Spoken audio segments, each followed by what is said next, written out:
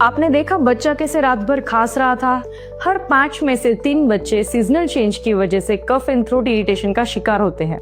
ये सिर्फ कफ नहीं, ये हो सकते हैं signs of persistent dry cough, hard mucus, throat infection and inflammation and chest congestion.